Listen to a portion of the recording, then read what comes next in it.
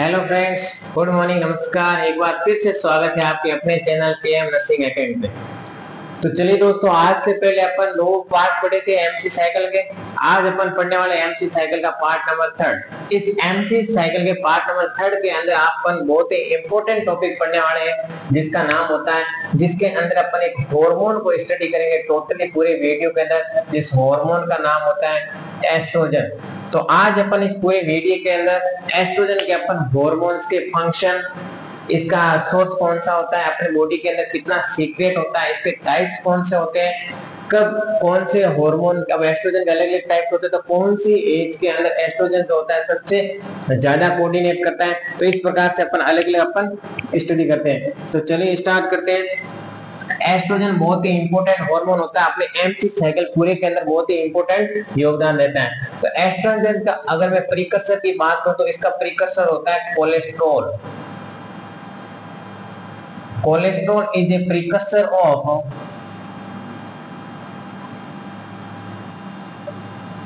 Oestrogen. Estrogen का जो precursor form होती है वो कौन से होती है? कोलेस्ट्रॉल। प्रीकर्सर फॉर्म का अर्थ होता है कि कोलेस्ट्रॉल से एस्ट्रोजन को बढ़ाया जा सकता है। तो एस्ट्रोजन की पहले की फॉर्म, प्रीकर्सर का अर्थ होता है कि इससे पहले की फॉर्म होती है, मतलब कि कोलेस्ट्रॉल से अपन एस्ट्रोजन को बढ़ा सकते हैं। अगर मैं बात करूं कोलेस्ट्रॉल की, तो कोलेस्ट्रॉल एक तरह का लिपिड होता है, जिसकी अगर मैं बात करूं सीरम के अंदर लेवल की, सीरम लेवल की मैं बात करूं तो इस सीरम लेवल की बात करूं तो अगर किसके कोलेस्ट्रॉल की, तो कोलेस्ट्रॉल के अपन ने क्या पढ़ा था, इसकी जो सीरम कंसंट्रेशन लेवल होती है वो होती है लेस देन 200। अगर मैं फिक्स एक्यूरेट की बात करूं तो 150 टू 199 mg/dl, ये इसकी कंसंट्रेट रेट होती है। अगर एक ही वर्ड के अंदर पूछा जाए तो 150 mg/dl, या फिर अगर ऑप्शन में ये नहीं हो तो दूसरे ऑप्शन में ये भी लिखा हो सकता है कि 200 mg/dl से कम, ये भी हो सकता है। तो कोलेस्ट्रॉल का अगर मैं लेवल की बात करूं तो 150 टू 199 mg/dl इस कोलेस्ट्रॉल की वैल्यू होती है सीरम के अंदर। अब कोलेस्ट्रॉल की अगर वैल्यू ज्यादा हो जाए, कितने से ज्यादा हो जाए? 250 mg/dl से ज्यादा हो जाए, मतलब कि अगर ये 250 mg/dl सीरम के लेवल ज्यादा हो जाए, बात चली सीरम कंसंट्रेशन लेवल की, तो वो किस डिजीज को रिस्क करता है? कार्डियक डिजीज को। तो वो कार्डियक डिजीज के लिए रिस्क रहती है। अपन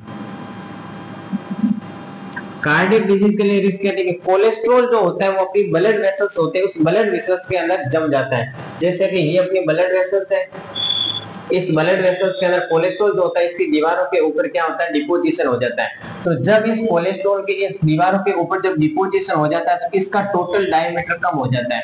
जो पहले कोलेस्ट्रॉल का, जैसे कि ये ट्यूब थी, ये ब्लड वेसल्स थी, इस ब्लड वेसल्स के अंदर इस पूरे में से अगर ब्लड फ्लो कर रहा था, लेकिन कोलेस्ट्रॉल के आने की वजह से यहाँ पर क्या हो गया? इसका डायमीटर कम हो गया, क्योंकि ये यहाँ पे डिपोजिशन हो गया। तो ये यहाँ पे डिपोजिशन होने की वजह से इसका डायमीटर कम होगा।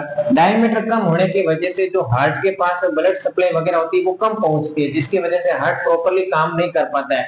तो इसीलिए हार्ट कोलेस्ट्रॉल की वैल्यू 250 mg/dl से ज्यादा होना एक कार्डियक डिजीज के लिए रिस्क रहती है। कार्डियक डिजीज को ये निमंत्रण देता है, क्योंकि ब्लड वेसल्स के अंदर इसका डिपोजिशन हो जाता है।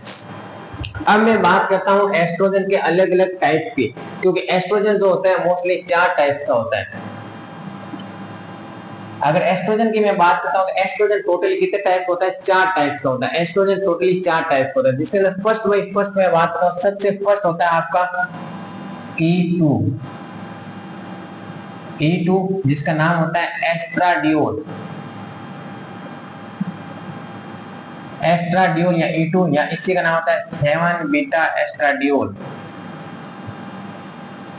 ये इसका नाम होता है। तो कोलेस्ट्रॉल, ये बात कर रहा हूं एस्ट्रोजन की, तो एस्ट्रोजन के 4 टाइप हो गए, जिसके अंदर फर्स्ट वन होगा estradiol. It is a most common type of the estrogen, most common type of estrogen. ये एस्ट्रोजन का सबसे मोस्ट कॉमन टाइप होता है, और सबसे ज्यादा पाया जाने वाला जो होता है वो ये आपका ये E2 ही होता है, जो कि मोस्टली फिजियोलॉजिकली फंक्शनल यही होता है। अगर मैं बात करता हूं जैसे कि फिजियोलॉजिकली एक्टिव,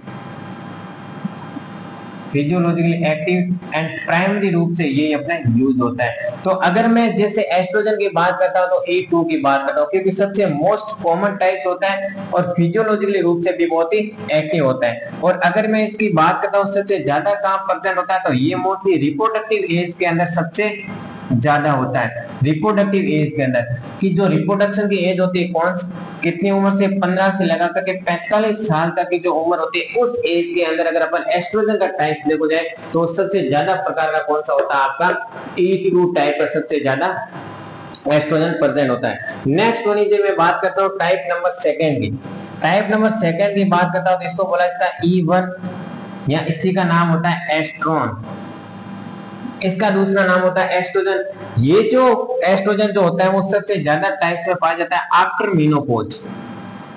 जब अपनी मीनोपॉज का अर्थ होता है सबसे लास्ट मेंस्ट्रुअल साइकिल स्टेबलाइज, सबसे लास्ट मेंस्ट्रुअल साइकिल कब स्टेबलाइज हुआ है, मतलब कि 45 साल के बाद में। तो ये जो हार्मोन प्रेजेंट होगा वो 45 साल के बाद में प्रेजेंट होगा। कौन सा E1। तो फर्स्ट वन इज अपन ने देखा E2, सेकंड वन इज देखा E1 and third one is मैं देखता हूं E3। थर्ड नंबर का हो गया आपका E3 जिसे बोला जाएगा एस्ट्रियोल। एस्ट्रियोल ये जो हार्मोन होता है वो मोस्टली प्रेगनेंसी के दौरान प्रेजेंट होता है। अगर इस हार्मोन की मैं कंसंट्रेशन देखा जाए तो सबसे ज्यादा जो अमाउंट के अंदर पाया जाता है ये पाया जाता है प्रेगनेंसी के दौरान। कब, प्रेगनेंसी के दौरान। 4 टाइप का जो एस्ट्रोल होता है जिसको बोला जाता है E4, यहाँ पे जिसका दूसरा नाम हो गया आपका एस्टेट्रोल। क्या हो गया, एस्टेट्रोल। ये जो हार्मोन होता है ये हार्मोन मतलब एस्ट्रोजन का टाइप होता है। ये जो एस्ट्रोजन का टाइप होता है वो सबसे ज्यादा प्रेजेंट होता है आपका ओनली प्रेगनेंसी के दौरान। अब आपको डाउट हो रहा होगा कि E3 जो हार्मोन होता है वो भी प्रेगनेंसी के दौरान प्रेजेंट होता है और E4 जो होता है वो भी प्रेगनेंसी के दौरान होता है।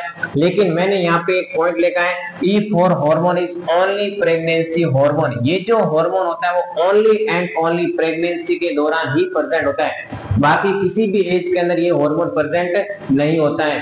क्योंकि इस हार्मोन के कारण क्या होता है कि बाकी जितने भी हार्मोन हो गए लाइक दैट E1 हो गया, E2 हो गया, E3 हो गया, E4 हो गया, ये जो हार्मोन होते हैं वो ऑलमोस्ट सभी एज में प्रेजेंट होते हैं। मैं बात करता हूँ E4 को करता हूँ, ये तीनों हार्मोन जैसे ये रिप्रोडक्टिव एज के अंदर भी होता है, ये भी होता है, ये भी होता है। लेकिन E2 सबसे ज्यादा प्रभावित कब देगा, रिप्रोडक्टिव एज के अंदर। बाकी रिप्रोडक्टिव ऐसा नहीं है कि E2 प्रेगनेंसी में नहीं होगा, E2 प्रेगनेंसी में भी होगा, लेकिन सबसे ज्यादा जो इफेक्टिव है वो कब रहेगा आपका, रिप्रोडक्टिव एज के दौरान।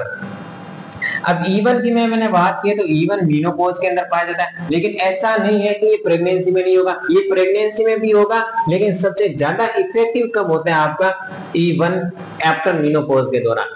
लेकिन जो आपका E4 जो होता है वो केवल और केवल प्रेगनेंसी में ही देखने को मिलेगा। ये E4 जो होता है वो कभी रिप्रोडक्टिव एज में भी नहीं देखने को मिलेगा, न मीनोपॉज में होगा। ये ओनली एंड ओनली कब देखने को मिलेगा आपका, प्रेगनेंसी में होगा। बाकी E3 ये प्रेगनेंसी में हो सकता है, ये प्रेगनेंसी में होगा, ये रिप्रोडक्टिव में भी होगा, मीनोपॉज में होगा, लेकिन ये सबसे ज्यादा इफेक्टिव किस एज में होगा, प्रेगनेंसी के दौरान। और जो अपना जो बात करते हैं E4 की वो केवल और केवल प्रेगनेंसी में ही प्रेजेंट होता है।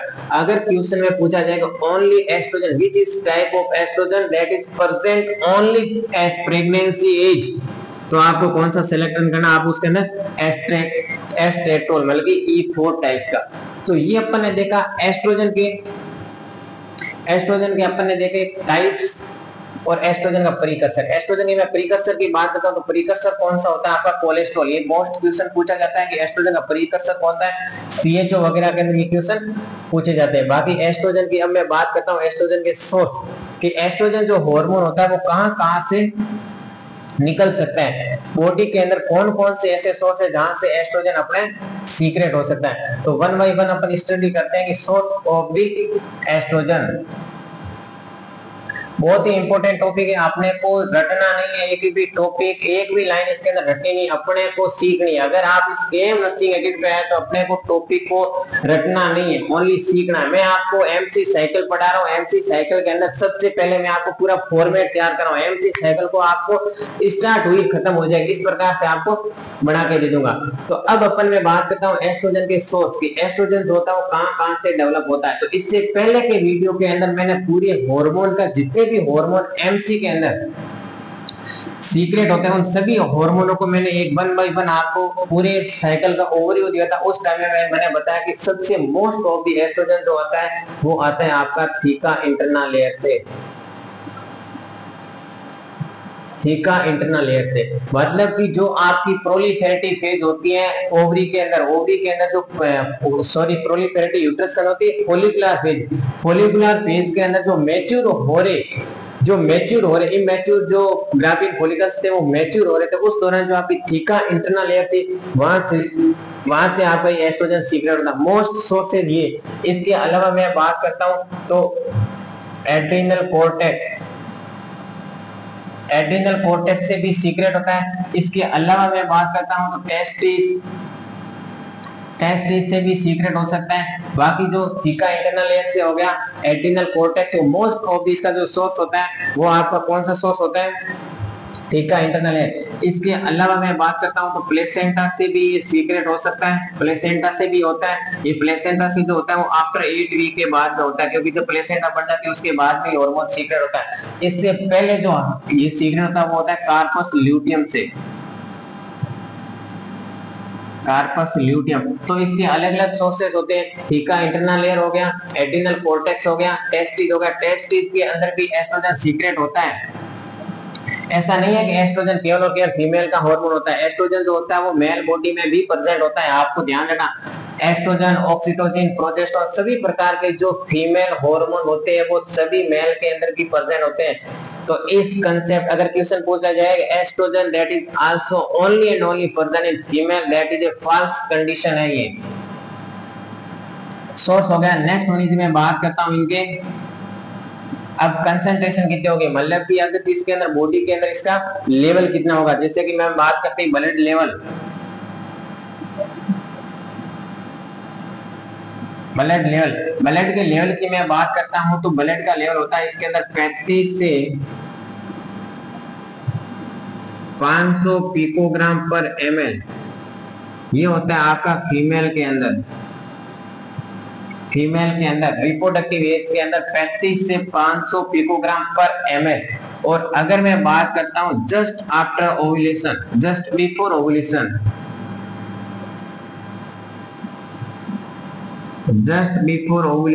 मतलब कि जस्ट ओव्यूलेशन होने वाले, ओव्यूलेशन कौन सी एज के अंदर होता है, कब होता है, ये होता है प्यूबर्टी के अंदर। कब, 14 days of last menstrual cycle के 14 डेज के दौरान आपका एस्ट्रोजन ये ओव्यूलेशन होता है। तो उस दौरान क्या होता है कि जब एस्ट्रोजन की मात्रा हाई रहती है तो एस्ट्रोजन हाई होने की वजह से ये एलएच हार्मोन को सर्ज करवाता है।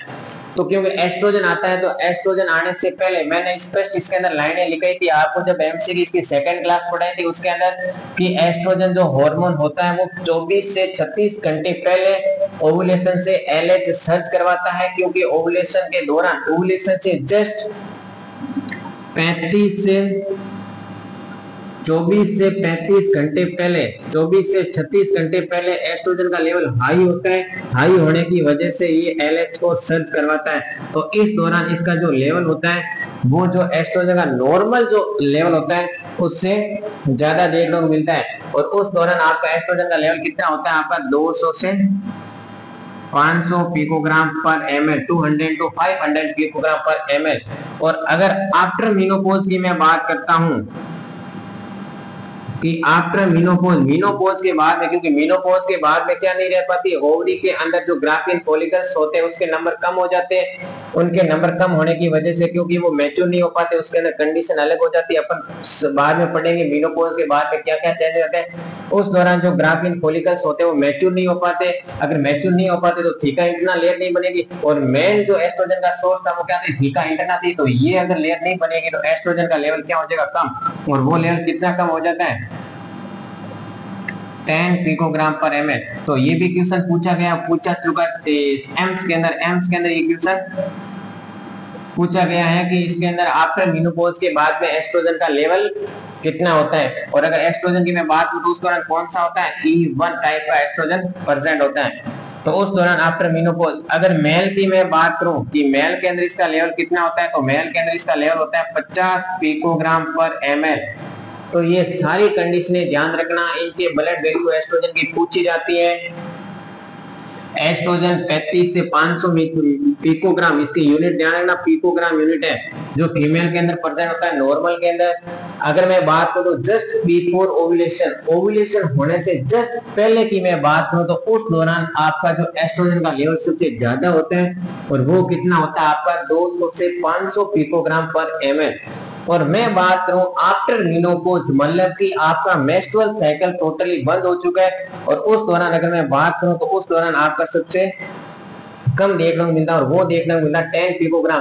क्योंकि उस दौरान क्या होता है कि थीका इंटरनल लेयर इसका मेन सोर्सेज है, तो थीका इंटरनल लेयर बननी बंद हो जाती है क्योंकि यहाँ पे जो ग्राफिन फॉलिकल्स होते हैं वो उसके नंबर कम हो जाते हैं और एस्ट्रोजन के रिसेप्टर वगैरह वो कमजोर होते हैं, वो अपन बाहर की कंडीशन है।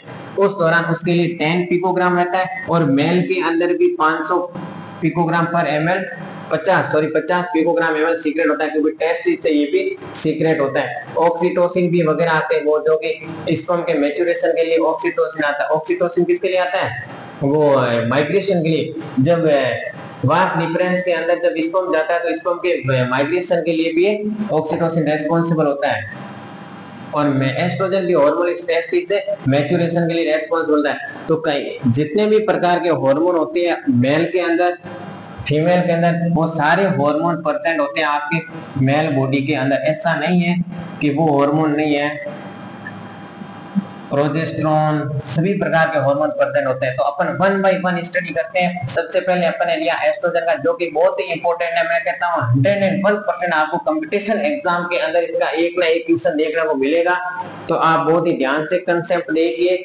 अपन ने एस्ट्रोजन पढ़ लिया है, इसके टाइप्स पढ़े, इसके सोर्सेज पढ़े, इसका प्रीकर्सर वगैरह फॉर्म देखी, ब्लड वैल्यू देखी। अब मैं पढ़ता हूं इसका बहुत ही सबसे इंपॉर्टेंट पार्ट फंक्शन।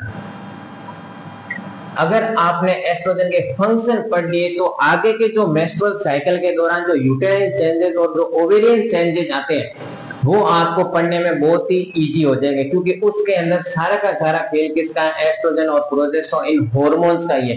तो अगर आपने एस्ट्रोजन के फंक्शन पढ़ लिए तो आपको आगे सब कुछ इजी वे के अंदर आपको समझ आ जाएगा कि एस्ट्रोजन जब लेवल ज्यादा होता है तब यूटेरस के अंदर क्या चेंजेस आते हैं और जब उसका लेवल कम होता है तो ओवरी के अंदर किस प्रकार से चेंजेस देखने को मिलते हैं, वो सारे 1 बाय 1 अपन स्टडी करेंगे। तो सबसे फर्स्ट इस फंक्शन है estrogen is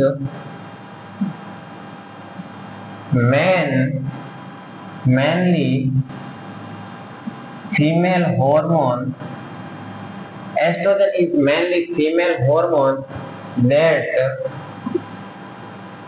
is help in secondary sexual characteristic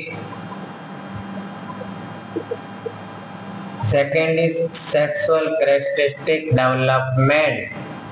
तो सबसे फर्स्ट वन इस फंक्शन आता है आपका एस्ट्रोजन जो हार्मोन होता है मेनली फीमेल हार्मोन होता है। ये लाइन बहुत इंपॉर्टेंट है कि मेनली फीमेल हार्मोन कौन सा होता है, तो आपको ध्यान रखना एस्ट्रोजन जो होता है वो मेनली फीमेल हार्मोन होता है। तो ये चीज का ध्यान रखना। सेकेंडरी फीमेल हार्मोन होने की वजह से जो सेकेंडरी सेक्सुअल कैरेक्टरिस्टिक है उनको डेवलपमेंट करता है।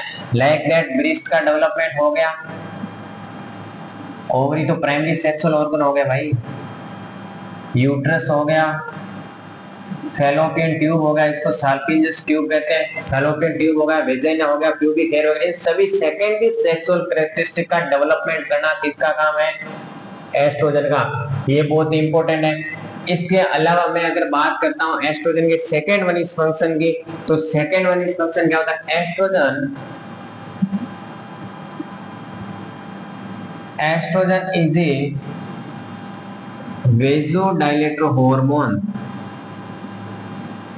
Estrogen is a vasodilator hormone that is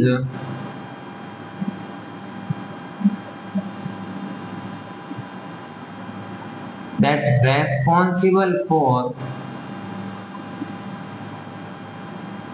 hyperplasia, बहुत ही इंपॉर्टेंट वर्ड है hyperplasia, that is responsible for hyperplasia of endometrium layer during the proliferative phase. During the proliferative phase. तो यहाँ पे क्या देखा मैंने, क्या लाइन लगी कि estrogen is a vasodilator hormone that is responsible for hyperplasia of the endometrium. Hyperplasia का अर्थ होता है कि सेल के नंबर बढ़ना, सेल के नंबर बढ़ना। तो एस्ट्रोजन जो होता है वो वेसोडाइलेटर हार्मोन होता है। वेसोडाइलेटर हार्मोन का अर्थ हो गया कि जो ब्लड वेसल्स है उसका डायलेशन करने का काम करेगा, मतलब कि ब्लड वेसल्स जो डायमीटर उसका काम है उसको डायलेट करने का काम करेगा। तो यूट्रस के पास में जो ब्लड वेसल्स आ रही है उसको डायलेट करेगा। जब उसको डायलेट करेगा तो ब्लड सप्लाई ज्यादा होगी, तो अगर ब्लड सप्लाई ज्यादा होगी तो न्यूट्रिशन ज्यादा जाएगा, न्यूट्रिशन ज्यादा जाएगा तो एंडोमेट्रियम जो यूट्रस की सबसे इनरमोस्ट लेयर एंडोमेट्रियम लेयर है उसके पास में ब्लड सप्लाई अगर ज्यादा जाएगी, न्यूट्रिशन ज्यादा जाएगा तो सेल के नंबर ऑटोमेटिकली बढ़ेंगे, क्योंकि न्यूट्रिशन ज्यादा जाएगा। जब ब्लड सप्लाई ज्यादा होगी तो उसके अंदर क्या होगी, एनर्जी ज्यादा होगी, तो उसके धीरे धीरे क्या होगा, सेल के नंबर बढ़ेंगे। तो जो हाइपरप्लेजिक हार्मोन बोला जाता है, इसीलिए अब एंडोमेट्रियम की प्रोलिफेरेटिव फेज के दौरान ये फेज आगे आएगी। इस फेज से जस्ट पहले की फेज कौन सी होती है, ब्लीडिंग फेज। तो ब्लीडिंग फेज के दौरान एंडोमेट्रियम की टोटली शेडिंग होती है, एंडोमेट्रियम टूटती है, उसके जस्ट बाद आपकी प्रोलिफेरेटिव फेज आती है। ये फेज आपकी कब चलती है, 6 से 14 दिन के बीच में। तो इस फेज के दौरान एस्ट्रोजन हार्मोन ज्यादा होता है, तो एस्ट्रोजन हार्मोन क्या करता है, वेसोडाइलेटर कराता है, एंडोमेट्रियम लेयर को ज्यादा से ज्यादा ब्लड सप्लाई करता है, जिसकी वजह से हाइपरप्लेजिया होता है, मतलब सेल के नंबर बढ़ते हैं। और इस दौरान आपके एंडोमेट्रियम की थिकनेस की मैं बात करता हूं तो 1 से 2 mm तक की थिकनेस बढ़ जाती है, 1 से 2 mm, क्योंकि हाइपरप्लेजिक हार्मोन होता है, सेल के नंबर बढ़ेगा। नेक्स्ट फंक्शन आता है आपका FSH is directly proportional to estrogen and estrogen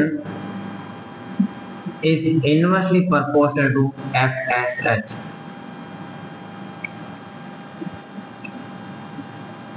That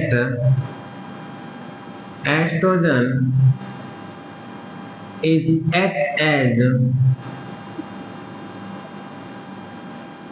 OCP, oral contraceptive pills. अब देखो मैंने जब फेज पढ़ाई थी आपको, ओवरी के अंदर कौन सी, फोलिकुलर फेज। जब ओवरी के अंदर फोलिकुलर फेज चलती है तो सबसे पहले कौन सा हार्मोन आता है, FSH हार्मोन आता है। कहां से हार्मोन सीक्रेट होता है, आपका एड्रिनल पिट्यूटरी ग्लैंड वगैरह से, वहां से निकलते हैं आपके FSH हार्मोन वगैरह, जो एक्टिविन प्रोटीन वगैरह करते हैं। जो प्यूबर्टी के दौरान मिलेनिन वगैरह सीक्रेट होने की वजह से एक्टिविन सप्रेस रहता है, लेकिन जब प्यूबर्टी आती है तो पीनियल ग्लैंड क्या होती है, सप्रेस हो जाती है, जिसकी वजह से फिर आपका एक्टिविन प्रोटीन निकलता है, और एक्टिविन क्या करता है, FSH के सीक्रेशन और सिंथेसिस को बढ़ाता है। तो FSH हार्मोन आता है, FSH हार्मोन आपका ओवरी पे आता है, एंड ओवरी के अंदर जो फोलिकुलर फेज के दौरान, फोलिकुलर फेज के दौरान 6 से 14 दिन की बात हो रही है, तो इस दौरान क्या होता है कि आपकी जो इमेच्योर फोलिकुलर है, इमेच्योर जो फोलिकल्स है उसको मैच्योर फोलिकल्स में चेंज करेगा, जिसकी वजह से थीका इंटरनल लेयर बनेगी, और थीका इंटरनल लेयर से एस्ट्रोजन आएगा। मतलब कि FSH ने क्या किया, एस्ट्रोजन को इन्विटेशन किया। तो FSH अगर ज्यादा हुआ तो एस्ट्रोजन ज्यादा होगा, लेकिन ओव्यूलेशन के जस्ट 14 घंटे पहले, ओव्यूलेशन से जस्ट 24 से 36 घंटे पहले एस्ट्रोजन ने पीक लेवल पे गया। और मैंने पिछले वीडियो के अंदर पढ़ा एस्ट्रोजन क्या करता है, जिसके साथ इस पापा के साथ में धोखा कर दिया, क्योंकि एस्ट्रोजन को लेके कौन आता है, FSH। अब एस्ट्रोजन जब ज्यादा अपना हो जाता है कब, 24 से 36 घंटे बिफोर ओव्यूलेशन, ओव्यूलेशन से जस्ट बिफोर पहले क्या होता है, एस्ट्रोजन का लेवल ज्यादा हो जाता है, जिसकी वजह से ये FSH को क्या कर देता है, कम कर देता है। तो एस्ट्रोजन ज्यादा हुआ तो FSH कम हो जाएगा, और अगर FSH कम हो गया तो मैच्योर जो इमैच्योर फॉलिकल्स है, इमैच्योर फॉलिकल्स है वो मैच्योर फॉलिकल्स में वो चेंज नहीं होगी, और जब मैच्योर फॉलिकल्स में चेंज नहीं होगी तो यहाँ पे ओवुलेशन नहीं होगा, और अगर ओवुलेशन के दौरान अगर ओम नहीं निकला, ओम सीक्रेट नहीं होगा, तो फर्टिलाइजेशन नहीं होगा, तो फर्टिलाइजेशन नहीं होगा।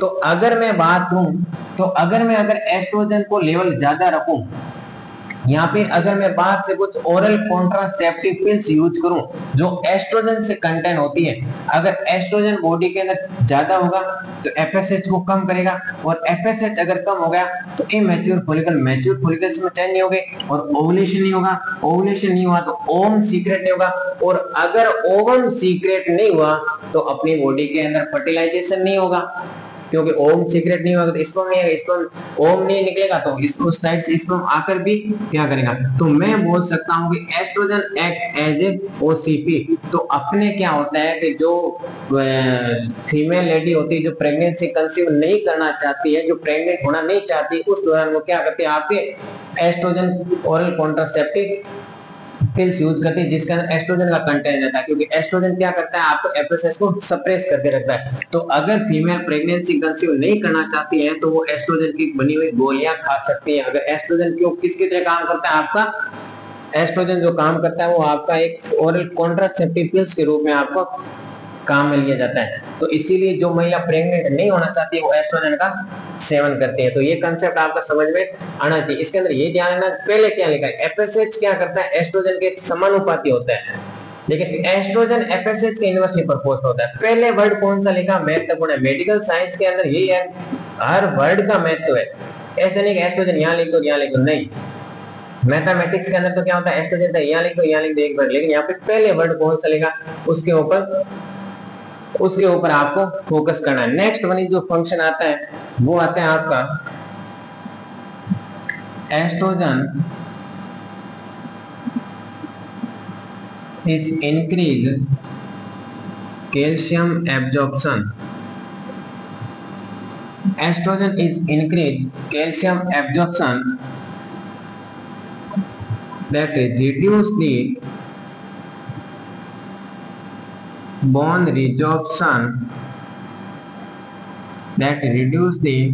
resorption, ये अपन पढ़ रहे हैं एस्ट्रोजन के function, that reduce the bone resorption during the, ये चीज ध्यान रखना, प्रत्येक लाइन का महत्व है, during the reproductive age, during the reproductive age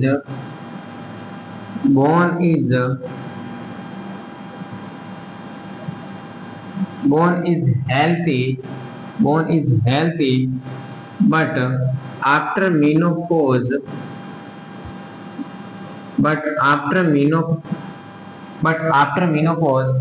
decrease estrogen level, menopause के बाद में एस्ट्रोजन का लेवल डिक्रीज हो जाता है।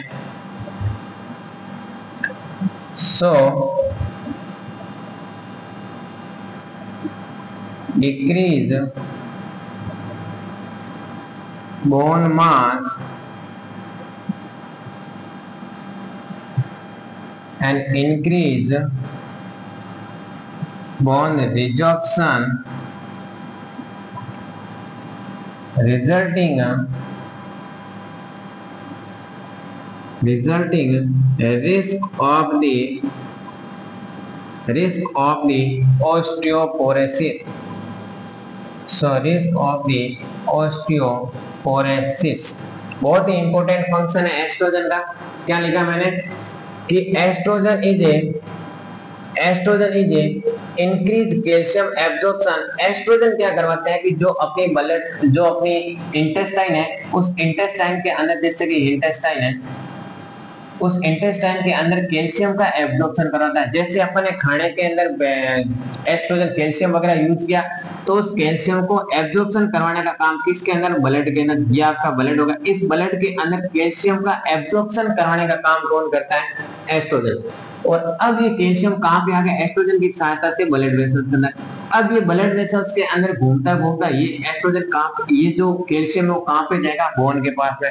और बोन अपने को पता है कैल्शियम से मिलकर बनी होती है, तो ये ज्यादा से ज्यादा क्या करेगा, बोन के अंदर इसका क्या करवाएगा, स्टोर करेगा। मतलब कि ज्यादा से ज्यादा बोन के अंदर कैल्शियम का क्या करवाएगा, बोन के अंदर ज्यादा कैल्शियम के अंदर डिपोजिशन करेगा।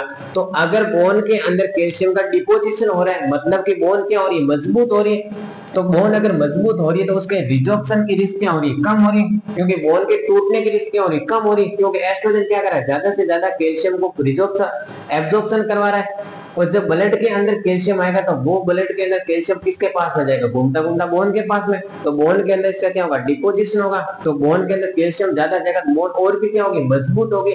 और तो मजबूत होगी तो उसके डिपोजिशन क्या होगा, रिजॉर्प्शन क्या होगा, कम होगा। और ये कब होगा, ये तब होगा जब एस्ट्रोजन, ये कौन करवा रहा है, एस्ट्रोजन। और एस्ट्रोजन सबसे ज्यादा कौन सा होता है, रिप्रोडक्टिव एज के अंदर। तो रिप्रोडक्टिव एज के अंदर बोन के रिजॉर्प्शन होने के चांस कम होते हैं, क्योंकि एस्ट्रोजन कैल्शियम का रिजॉर्प्शन करवाता है। इसीलिए जो रिप्रोडक्टिव एज के दौरान बोन के अंदर बोन क्या रहती, हेल्थी रहती।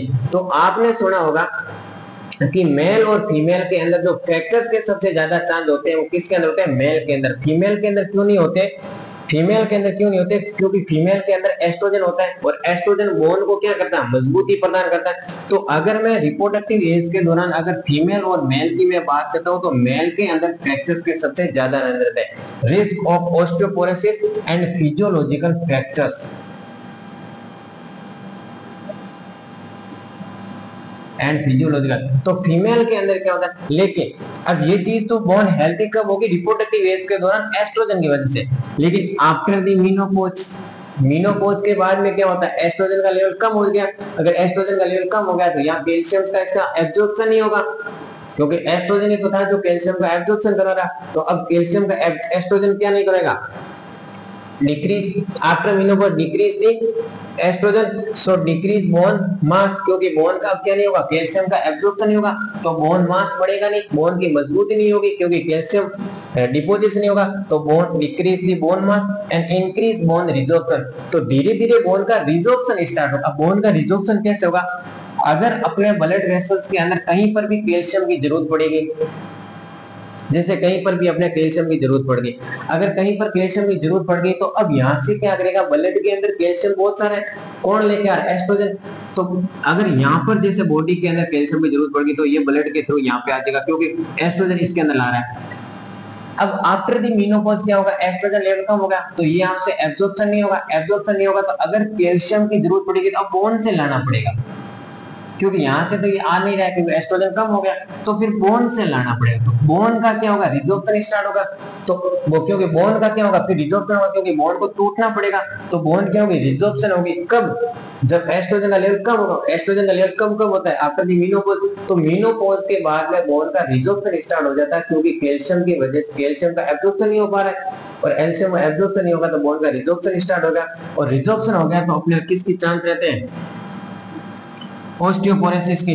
तो ऑस्टियोपोरोसिस के चांस रहते हैं। यहाँ पे इसको बोलते हैं फिजियोलॉजिकली फ्रैक्चर, क्योंकि आफ्टर द मेनोपॉज मतलब कि जब बूढ़ी हो जाती है महिला, तो बूढ़ी महिलाओं के अंदर मेल और फीमेल के कंपैरेटिव फीमेल के अंदर फ्रैक्चर होने के चांस रहते हैं। लेकिन ड्यूरिंग द एडल्ट एज के अंदर मेल के अंदर इसके ज्यादा रहती है, क्योंकि एस्ट्रोजन क्या होता है, फीमेल के अंदर सबसे ज्यादा होता है। और जो ऑस्टियोपोरोसिस होता है इसको क्या बोला जाता है, silent theft of bone, silent theft of the bone बोला जाता है ऑस्टियोपोरोसिस को। तो ये हो गया silent killer disease in children. Neonate के अंदर कौन सी होती है, hypothermia. Hypothermia is the silent killer of disease in children, neonate के अंदर। और हाइपरटेंशन, हाइपरटेंशन किसमें होती है, एडल्ट के अंदर। तो ये हो गया अपना एस्ट्रोजन के 3 से 4 फंक्शन। अब इसके नेक्स्ट फंक्शन पढ़ते हैं, बहुत ही इंपॉर्टेंट है। एस्ट्रोजन सबसे फर्स्ट मैंने पढ़ा है कि मेनली फीमेल रिप्रोडक्टिव हार्मोन होता है, जो कि सेकेंडरी सेक्सुअल कैरेक्टरिस्टिक्स का डेवलपमेंट करवाता है। नेक्स्ट वन इज पढ़ा कि estrogen is a vasodilator hormone that is responsible for the hyperplasia of the endometrium layer during the proliferative phase। proliferative phase के दौरान ये बहुत ही एंडोमेट्रियम की हाइपरप्लेजी करवाता है, सेल के नंबर बढ़ाता है। Then FSH directly proportional to estrogen, but estrogen inversely proportional to FSH, जिसकी वजह से एस्ट्रोजन को अपन ओरल कॉन्ट्रासेप्टिव रूप में यूज कर सकते हैं। Estrogen is a bone resorption का कांसेप्ट समझ में आ गया। अगर पूछा जाए कि बॉडी की ऐसी कौन सी विटामिन है जो स्टेरॉइड्स के फॉर्म में काम करती है, ऐसी कौन सी विटामिन है जो स्टेरॉइड्स के फॉर्म में काम करते हैं, ये आपका एक क्वेश्चन है। जो आपको इस कमेंट बॉक्स के अंदर बताना है कि कैल्शियम का नहीं, कौन सी विटामिन है, कौन सी विटामिन आपके बॉडी के अंदर कौन सी विटामिन आपके स्टेरॉइड्स फॉर्म में काम करते हैं, स्टेरॉइड्स विटामिन कौन सी है, ये क्वेश्चन है आपका इस कमेंट बॉक्स के अंदर आप बताना। तो नेक्स्ट वन इज फंक्शन। और जो बोन मास को जो चेक किया जाता है वो किया जाता है डेक्सा स्कैन की सहायता से। डेक्सा स्कैन जो अपन ने पढ़ा कि बोन मास को कम कर देता है, तो उसको अपन असेस करते हैं किसकी सहायता से, डेक्सा स्कैन की सहायता से। नेक्स्ट वन जो फंक्शन होता है वो होता है एस्ट्रोजन इज इंक्रीज एचडीएल, और एचडीएल को बोला जाता है गुड कोलेस्ट्रॉल। क्या बोला गया, good cholesterol, and decrease LDL, और इसको बोला गया है बैड कोलेस्ट्रॉल, बैड कोलेस्ट्रॉल। तो estrogen is increase HDL, high density lipoprotein, and decrease LDL, low density lipoprotein. मतलब कि एस्ट्रोजन जो होता है वो एचडीएल को तो इंप्रूव करता है और एलडीएल को क्या करता है, डिक्रीज करता है। So decrease serum lipid level,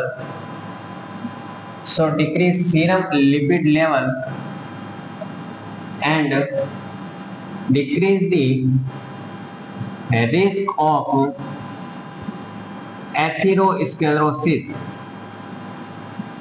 and cardiac disease Second, next function आता है आपका estrogen is increase HDL and decrease LDL. HDL को बोला जाता है हाई डेंसिटी लिपोप्रोटीन, ये होता है लो density lipoprotein. LDL bad cholesterol में आता है और एचडीएल को गुड कोलेस्ट्रॉल बोला जाता है। ये क्या कंसेप्ट है कि अपनी ये ब्लड वेसल्स हैं, इस ब्लड वेसल्स के अंदर अपन से बात से क्या बोले, दूध पी लिया, दूध के अंदर क्या था आपका, घी था। अब घी किससे मिलकर बना होता है, लिपिड वगैरह है। तो अपन क्या करते हैं, ट्राइग्लिसराइड की फॉर्म में यूज करते हैं अपन किसी भी फैट को। अपन जो खाते हैं वो किस फॉर्म में खाते हैं, फैट को, ट्राइग्लिसराइड की फॉर्म में। और इस स्टोर किस फॉर्म में होता है, ट्राई एसिल ग्लाइसरॉल की फॉर्म में। इस फॉर्म में ये जो फैट होती है वो स्टोर रहती है। अब एस्ट्रोजन क्या काम करता है वो देखो, जैसे अपन ने बाहर से घी वगैरह दूध वगैरह यूज किया तो उसमें लिपिड थी, फैट थी, कौन सी फॉर्म है, ट्राइग्लिसराइड की फॉर्म है। अब जैसे अपन ने ब्लड वेसल्स के अंदर वो आ गया घी, एब्जॉर्प्शन के दो, तो इस ब्लड वेसल से ये क्या करता है, एचडीएल जो होता है वो इसको एडिपोज टिश्यू के अंदर स्टोर करने का काम करता है।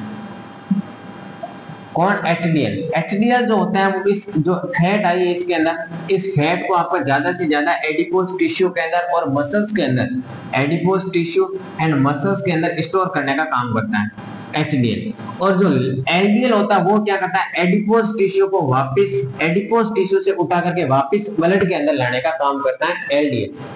तो ये काम हो गया आपका एलडीएल। अब एस्ट्रोजन क्या काम करता है, इस एचडीएल के लेवल को तो बढ़ाता है और एलडीएल के लेवल को कम करता है। तो एचडीएल तो क्या काम कर रहा है, जो अपन की एक्स्ट्रा फैट थी जो अपन ने यूज की थी, कुछ एक्स्ट्रा फैट को क्या करता है, एडिपोज टिश्यू के अंदर स्टोर करवाने का काम करता है। तो अगर स्टोर करवाने का काम कर रहा है तो इस ब्लड वेसल्स के अंदर अगर फैट नहीं स्टोर नहीं होती, ये प्रोसेस नहीं होता है, तो फैट क्या रहते, इस ब्लड वेसल्स के अंदर ही पड़ी रहते। और ब्लड वेसल्स के अंदर अगर पड़ी रहती तो यहाँ पे डिपोजिशन होती, यहाँ पे डिपोजिशन होती तो ब्लड वेसल्स क्या होता है, पाथ और क्या हो जाता, नैरो हो जाता, तो किसकी रिस्क रहती है, आपकी एथेरोस्क्लेरोसिस की। क्योंकि लिपिड वगैरह का अगर डिपोजिशन हो जाता ब्लड वेसल्स के अंदर, तो ब्लड वेसल्स के अंदर होने की वजह से क्या हो जाता, डायमीटर कम हो जाता है। और अगर डायमीटर कम होता है तो एडिपोज टिश्यू के अंदर स्टोर नहीं हो पाती, क्योंकि एचडीएल का लेवल ज्यादा है और एचडीएल का लेवल कौन बढ़ाता है, एस्ट्रोजन। तो एस्ट्रोजन एचडीएल के लेवल को बढ़ाता है और एचडीएल क्या करता है, एक्स्ट्रा फैट को एडिपोज टिश्यू के अंदर स्टोर करवाता है। तो अगर एडिपोज टिश्यू के अंदर स्टोर करवाएगा तो ब्लड वेसल्स के अंदर लेवल कम हो जाएगा, और ब्लड वेसल्स के अंदर अगर लेवल कम होगा तो यहाँ पे ये डिपोजिशन नहीं हो पाएगी। और अगर एचडीएल का लेवल कम हो गया तो ये यहाँ पे डिपोजिशन हो जाएगी, क्योंकि ये इसके अंदर स्टोर नहीं होगी। स्टोर किस फॉर्म में होती है, ट्राई एसिल ग्लाइसरील के फॉर्म में। तो यहाँ पे स्टोर नहीं हो पाएगी, स्टोर नहीं हो पाएगी तो इसका पाथवे क्या हो जाएगा, नैरो हो जाएगा, नैरो हो जाएगा, एथेरोस्क्लेरोसिस की रिस्क रह जाएगी। और ये क्या करता है, एथेरोस्क्लेरोसिस को कम करवाता है, क्योंकि एक्स्ट्रा फैट को एडिपोज टिश्यू का अंदर स्टोर करवाता है और एलडीएल के लेवल को कम कराता है। अगर एलडीएल का लेवल ज्यादा हो गया तो एडिपोज टिश्यू से फैट को उठा करके वापस लाके पटक देगा इस ब्लड वेसल्स के अंदर, और ब्लड वेसल्स के अंदर अगर फैट वगैरह आ गई तो उसका क्या हो जाएगा, आपका डिपोजिशन हो गया। तो कुल मिला के एस्ट्रोजन क्या करता है, एचडीएल को बढ़ाता है, जिसकी वजह से एक्स्ट्रा फैट आपके एडिपोज टिश्यू में स्टोर होती है और जिसकी वजह से आपके एथेरोस्क्लेरोसिस के चांस कम होते हैं। एथेरोस्क्लेरोसिस का अर्थ क्या हो जाएगा, hardening of blood vessels, blood vessels के हार्डनिंग हो जाना, दैट इज कॉल्ड आपका एथेरोस्क्लेरोसिस। तो अगर एथेरोस्क्लेरोसिस के लेवल को ये कम करता है, क्योंकि रिस्क को कम करता है, ब्लड वेसल को क्या करके रखता है, डायलेट करके रखता है। तो अगर ब्लड वेसल्स डायलेट होकर रहेगी, अगर ब्लड वेसल्स डायलेट होकर रहेगी तो ब्लड प्रेशर क्या होगा, ज्यादा होगा, increase more blood vessels as कम in female as compare to male. तो मेल के कंपैरेटिवली फीमेल के अंदर ब्लड प्रेशर ज्यादा होता है, क्योंकि एस्ट्रोजन की वजह से एक्स्ट्रा फैट एडिपोज टिश्यू में चली जाती है, जिसकी वजह से ब्लड वेसल्स का जो पाथवे है वो डायलेट हो जाता है, जिसकी वजह से ब्लड प्रेशर क्या होता है, ज्यादा होता है। तो मेल और फीमेल के अंदर, एडल्ट के अंदर, दोनों के अंदर देखा जाता है तो ब्लड प्रेशर फीमेल का ज्यादा देखने को मिलता है एज कंपेयर टू मेल के अंदर। नेक्स्ट वन इज, अगर वह फंक्शन देखा जाए तो एस्ट्रोजन जो होता है वो किसका सिंथेसिस करता है, estrogen is synthesis of the collagen protein, ये कोलेजन प्रोटीन का सिंथेसिस करता है। मतलब कि जो एस्ट्रोजन जो होता है, estrogen is a synthesis as a collagen protein in the bones, in bone, so decrease stiffness of tendon and ligament,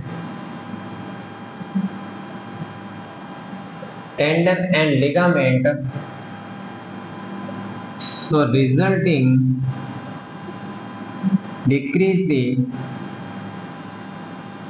strain of tendon, so decrease the strain of the tendon,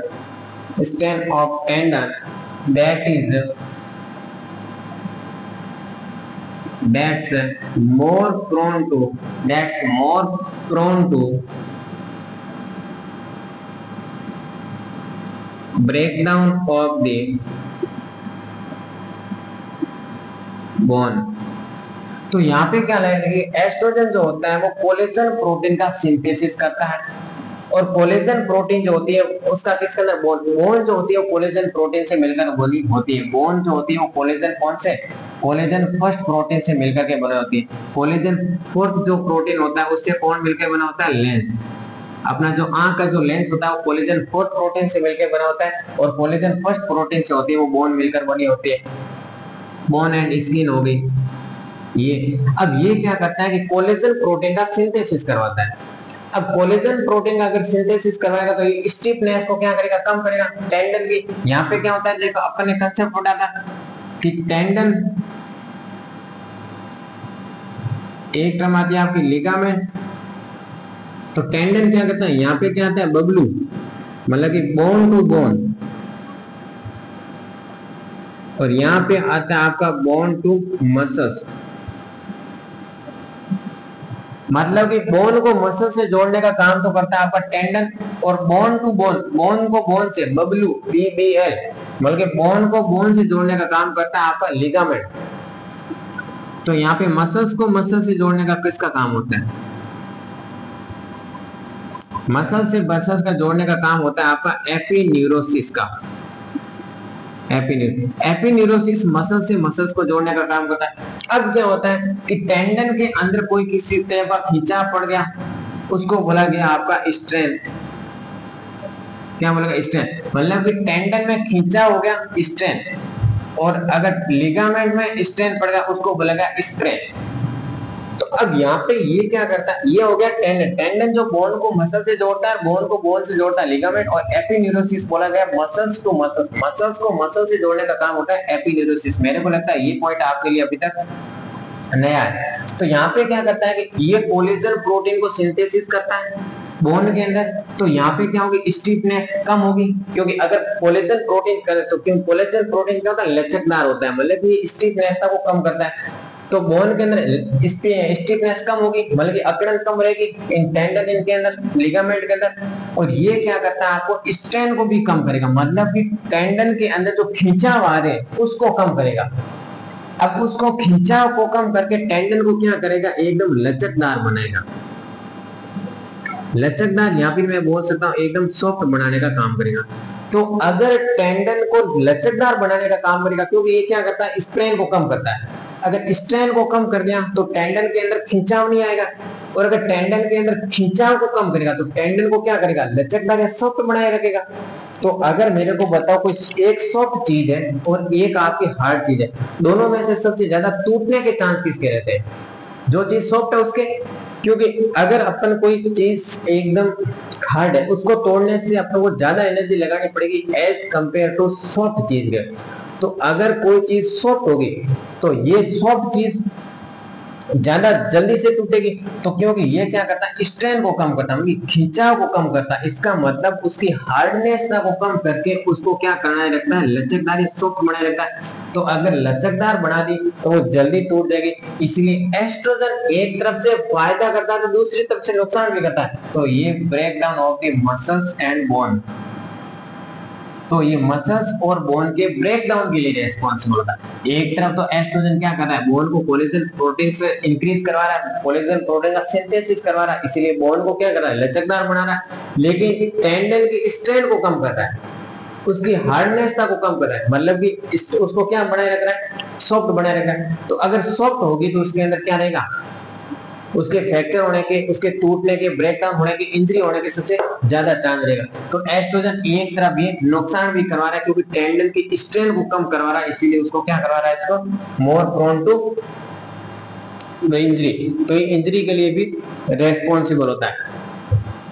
इसके अलावा जो oestrogen next function, ये समझ में आ जाना चाहिए, बहुत ही इंपॉर्टेंट टॉपिक है। Estrogen is a act as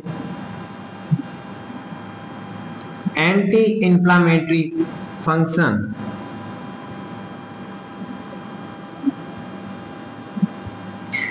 oestrogen जो होता है एंटी इंफ्लेमेटरी होता है, मतलब इंफ्लेमेशन को कम करता है। ये स्टेरॉइड्स होता है इसलिए इंफ्लेमेशन को कम करता है। इसके अलावा estrogen is responsible for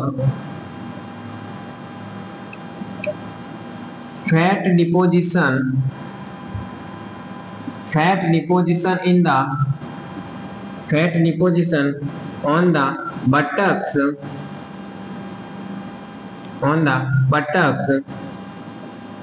breast and the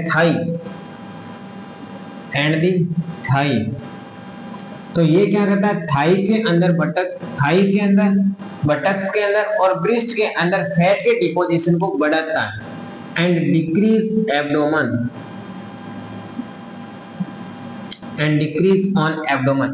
तो ये बहुत ही क्या करता है, एस्ट्रोजन जो होता है जिस महिला, अब एस्ट्रोजन सबसे ज्यादा किसके अंदर होता है, एस्ट्रोजन किसके अंदर, फीमेल के अंदर।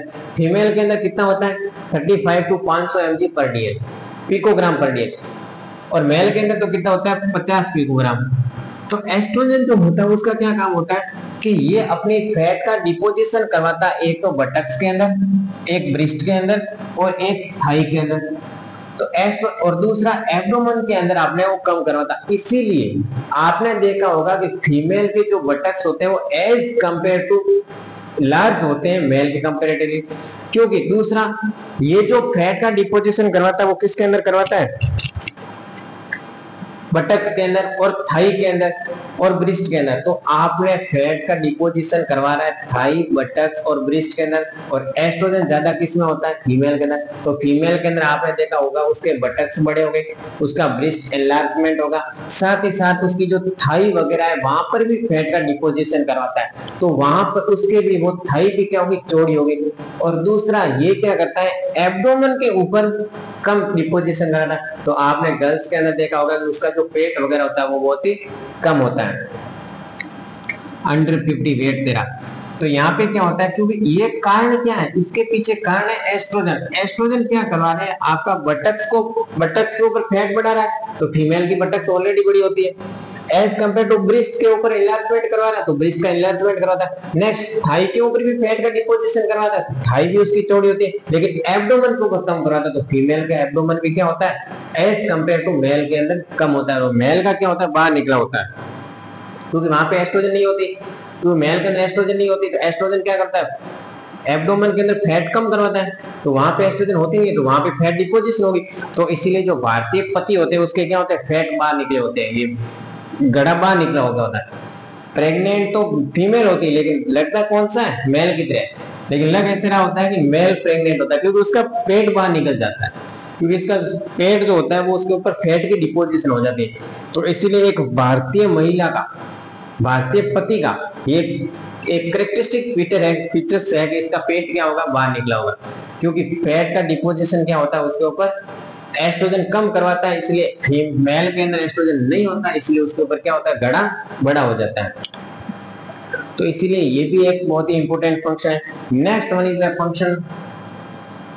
और भी फंक्शन है, फंक्शन बहुत सारे, एस्ट्रोजन के फंक्शन बहुत सारे। एस्ट्रोजन बहुत ही इंपॉर्टेंट हार्मोन होता है अपनी बॉडी का, तो इसलिए एस्ट्रोजन को बहुत ही ध्यान से पढ़ना। एस्ट्रोजन जो होता है इंपॉर्टेंट है, और ये एग्जाम के अंदर इसके फंक्शन से एक ना एक क्वेश्चन आपको देखने को जरूर मिलेगा, इस चीज का आप ध्यान रखना। नेक्स्ट वन इस फंक्शन आता है estrogen. Estrogen promote uterine contraction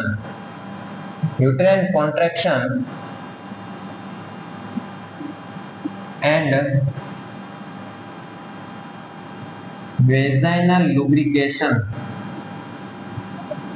vaginal lubrication next आता है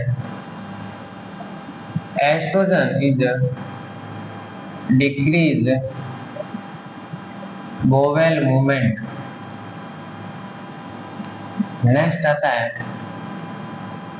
estrogen is reduce LH hormone. Next, estrogen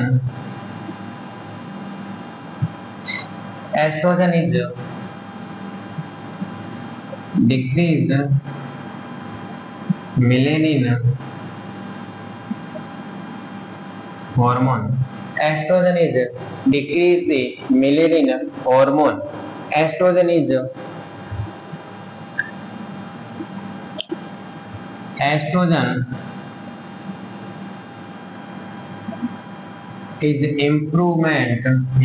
improve the lungs and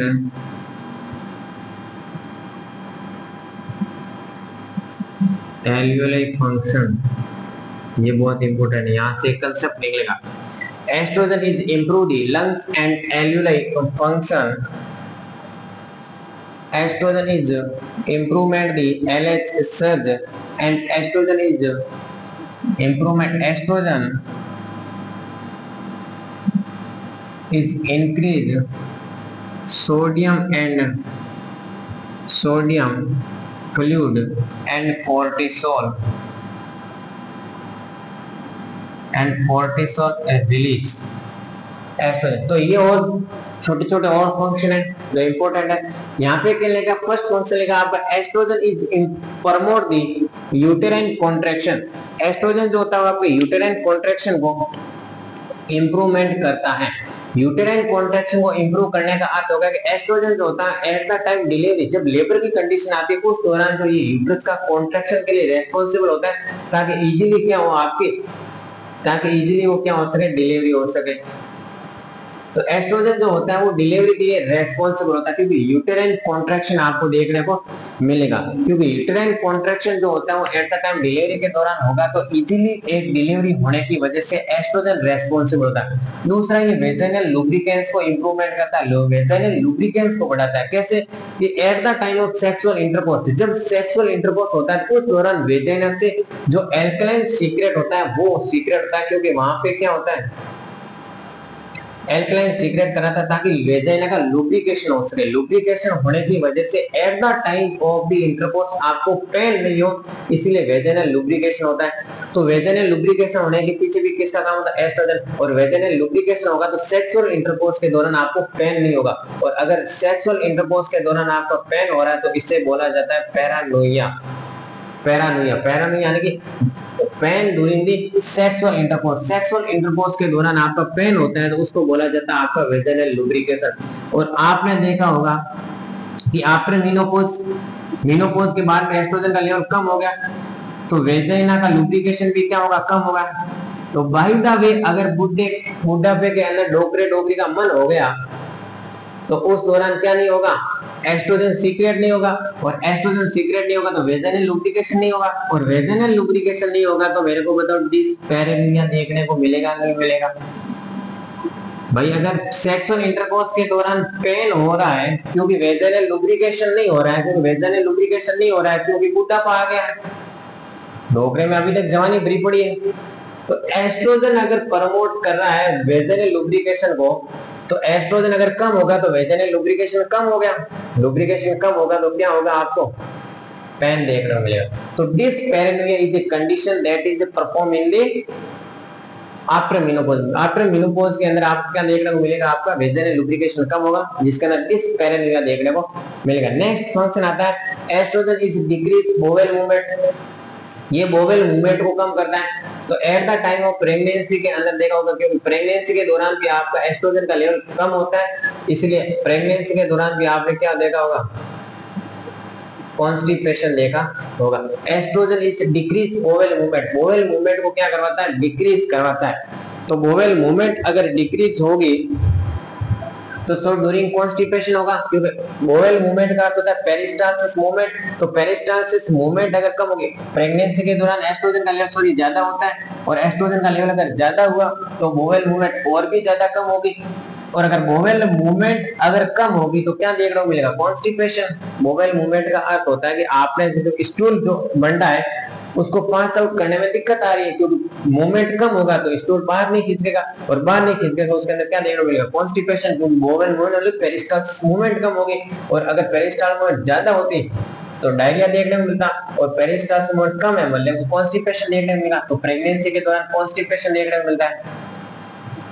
next होता है estrogen is a reduce LH hormone, अपन ने पहले से पढ़ चुके हैं कि एस्ट्रोजन बिफोर द रिड्यूस नहीं, estrogen is increase the LH hormone, sorry increase आएगा यहाँ पे, क्योंकि इंक्रीज करवाता है ना, एस्ट्रोजन आ रहा है तभी तो एलएच सर्ज हो रहा है, तो एस्ट्रोजन क्या करवाता है, आपके एलएच हार्मोन को क्या करवा रहा है, इंप्रूवमेंट करा रहा है, उसको प्रमोट करवा रहा है। तो estrogen is increase the LH hormone, और एलएच हार्मोन सर्ज होगा तभी वो क्या करेगा, एलएच सर्ज होगा, एलएच सर्ज होगा तो क्या होगा, ओव्यूलेशन होगा। नेक्स्ट फंक्शन आता है estrogen is a decrease melanin hormone, estrogen melanin hormone को डिक्रीज कराता है, और मेलेनिन हार्मोन कहां से निकलता है, जो अपनी पेनिन, जो मेलेनिन हार्मोन जो होता है अपने सूर्य के जब एक्सपोजर में आते हैं अपन, जब सनलाइट के एक्सपोजर आते हैं तो मेलेनिन ज्यादा सीक्रेट होता है, और जब मेलेनिन ज्यादा सीक्रेट होता है तो अपने स्किन के ऊपर ब्लैक कलर को देखने को मिलता है। मतलब कि मेलेनिन अगर ज्यादा होगा तो अपन काले दिखेंगे, मेलेनिन अगर कम हुआ तो अपन गोरे दिखेंगे। तो मेलेनिन किसके, सूर्य के जैसे अपन एक्सपोजर में आते हैं, जब सूर्य की रोशनी के अंदर आप आते हैं तो मेलेनिन सेंसिटिव होता है सूर्य के प्रति, तो जैसे सनलाइट के एक्सपोजर में आते हैं तो मेलेनिन का सीक्रेशन ज्यादा होता है, और स्किन जो होती है वो ब्लैक पड़ती है। और अगर अपन घरों के अंदर रहते हैं, सूर्य की रोशनी के अंदर नहीं आते, सनलाइट के अंदर एक्सपोज नहीं होते हैं, तो मेलेनिन सीक्रेशन कम हो गया, और मेलेनिन कम हो गया तो मेलेनिन कम हो गया तो आपकी स्किन कैसे दिखेगी, व्हाइटिश दिखेगी। और इस मेलेनिन को सीक्रेशन के लिए रेस्पॉन्सिबल होता है आपका एस्ट्रोजन। ये एस्ट्रोजन जो होता है इस मेलेनिन के सीक्रेशन को कम करता है। तो अगर मेलेनिन ज्यादा सीक्रेशन, एस्ट्रोजन ज्यादा हुआ तो मेलेनिन कम होगा, और मेलेनिन अगर कम होगा तो स्किन कैसे दिखेगी, आपकी व्हाइटिश कलर की दिखेगी। तो इसीलिए आपने देखा होगा कि जब सन क्रीम वगैरह यूज करते हैं आप स्किन के लिए, उसके ऊपर लगाने के लिए, तो उसके अंदर मोस्ट ऑफ क्या होता है, आपका एस्ट्रोजन कंटेंट होता है, जिसके अंदर होती है आपका एस्ट्राडियोल वगैरह। एस्ट्राडियोल तो आपने देखा होगा कि जब आप मेडिकल के अंदर जाते हैं और अपन आगे सन क्रीम वगैरह यूज होते हैं जिसके ऊपर कौन क्या होता है, आपका एस्ट्रोजन का कंटेंट होता है, जिसको लिखा होता है एस्ट्राडियोल, क्योंकि उसके अंदर एस्ट्रोजन है और एस्ट्रोजन मिलेनिन को कम करता है। और अगर मिलेनिन कम होगा तो स्किन कैसी दिखेगी, व्हाइटिश कलर की दिखेगी। तो आपने जो सन क्रीम वगैरह यूज की जाती है आपकी, जो इसके अंदर सभी के अंदर क्या होता है, एस्ट्रोजन का कंटेंट होता है, क्योंकि एस्ट्रोजन अगर ज्यादा होगा तो मेलेनिन कम होगा, मेलेनिन कम होगा तो स्किन आपकी कैसे दिखेगी, गोरी दिखेगी, भले स्किन व्हाइटिश दिखेगी। नेक्स्ट फंक्शन आता है estrogen improve the lungs and alveoli function. बहुत ही इंपॉर्टेंट फंक्शन है। एस्ट्रोजन क्या करता है, आपके लंग्स और एल्यूलाई के फंक्शन को इंप्रूवमेंट करता है। कैसे, देखो अगर एल्यूलाई और लंग के फंक्शन को इंप्रूवमेंट करेगा, इंप्रूवमेंट का अर्थ होगा कि उसका फंक्शन को और भी वेंटिलेट करेगा। लंग्स का क्या काम है, ब्रीथिंग को करना, अंदर वाली हवा को बाहर भेजना, बाहर वाले को अंदर लेना, बल्कि ब्रीथिंग करना, बल्कि वेंटिलेशन करना। तो अगर ये क्या करता है, लंग्स के फंक्शन को इंप्रूवमेंट करता है, उसके फंक्शन को और भी क्या करता है, प्रमोट करता है। तो फंक्शन करना है, बल्कि लंग्स को कैसा करेगा, हाइपर वेंटिलेट करेगा, मतलब कि जल्दी से जल्दी ऑक्सीजन को अंदर खींचेगा, CO2 को बाहर भेजेगा। फंक्शन और एल्यूलाई क्या करे, एल्यूलाई के ऊपर गैसियस एक्सचेंज का काम होता है, इसका काम होता है गैसियस एक्सचेंज कराना। तो अगर एस्ट्रोजन होगा तो गैसियस एक्सचेंज ज्यादा होगा, तो ज्यादा से ज्यादा लंग्स को काम करेगा, और लंग्स का काम क्या होता है, ऑक्सीजन को बाहर भेजना, ऑक्सीजन को अंदर लाना, और CO2 को क्या करना, बाहर भेजना। तो अपने CO2 को बाहर भेजना, बल्कि ब्लड के अंदर CO2 क्या होगी, कम होगी, क्योंकि लंग्स ज्यादा काम कर रहा है, हाइपर वेंटिलेट हो गया। तो CO2 को ज्यादा से ज्यादा अंदर लाएगा ब्लड बॉडी के अंदर, और CO2 को बाहर भेजेगा, मतलब कि बॉडी के अंदर CO2 का लेवल क्या होगा, कम हो गया। और आपने एक सुना होगा pH is inversely proportional to CO2। तो अगर ब्लड के अंदर, बॉडी के अंदर CO2 का लेवल कम हो गया तो pH ज्यादा होगी, और हो किसकी वजह से रहा है, pH ज्यादा होगी तो कंडीशन कैसी होगी, एल्कलोसिस। और हो किसकी वजह से रहा है, रेस्पिरेशन की वजह से हो रहा है, तो रेस्पिरेटरी एल्कलोसिस। और ये देखने को मिलता है आपका प्रेगनेंसी के अंदर, क्योंकि प्रेगनेंसी के अंदर एस्ट्रोजन ज्यादा होता है। तो pregnancy is a condition of physiologically respiratory alkalosis. बहुत ही इंपॉर्टेंट फंक्शन है, समझ में आ गया। रेस्पिरेटरी एल्कलोसिस क्यों, क्योंकि लंग्स क्या करता है, estrogen at the time of pregnancy, pregnancy के दौरान आपने देखा होगा एस्ट्रोजन का लेवल ज्यादा होता है, और एस्ट्रोजन क्या करवाता है, लंग्स और एल्यूलाई को इंप्रूवमेंट कराता है, उसके फंक्शन को प्रमोट करवाता है। तो अगर लंग्स के फंक्शन को प्रमोट हुआ तो लंग्स क्या होगा, हाइपर वेंटिलेट होगा, CO2 ज्यादा से ज्यादा बाहर जाएगी, ऑक्सीजन ज्यादा से ज्यादा अंदर आएगी। ऑक्सीजन अगर अंदर आ रही है, CO2 बाहर जा रही है, तो ऑक्सीजन अंदर ज्यादा हो रही है और CO2 अंदर कम हो रही है, और CO2 अगर कम हो रही है तो CO2 is inversely proportional to pH। CO2 कम हुई तो pH ज्यादा होगी, pH अगर ज्यादा होगी तो एल्कलोसिस। हो किसकी वजह से रहा है, रेस्पिरेशन की वजह, तो रेस्पिरेटरी एल्कलोसिस। तो pregnancy is a condition of respiratory alkalosis. Next देखो, estrogen is increase sodium, increase the fluid volume and increase the cortisol hormone. अगर फ्लूइड के वॉल्यूम को इंक्रीज कर रहा है, that is a hypervolemia, that is a hypervolemia. और आपने सुना होगा हाइपरवोलेमिया हुआ, अब एस्ट्रोजन ज्यादा किसमें होता है, प्रेगनेंसी के दौरान।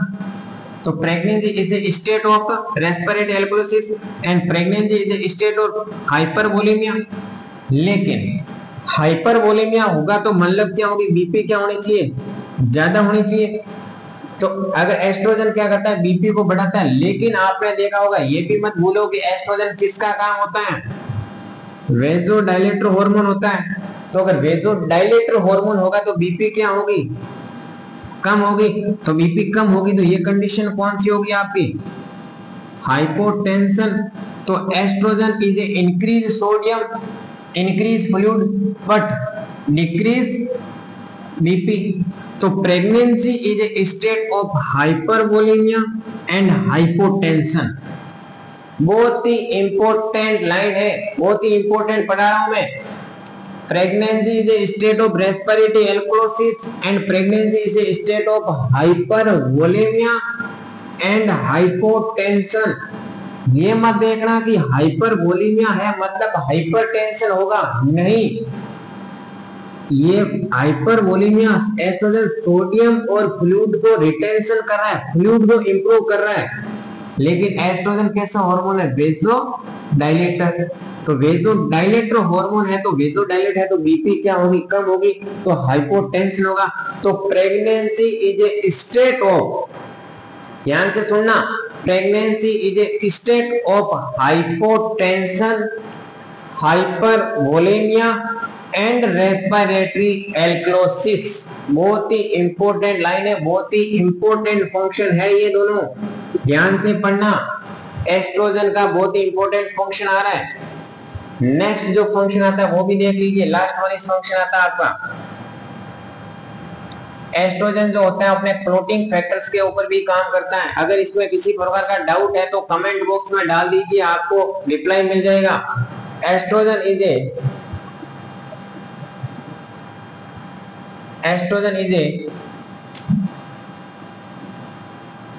synthesis of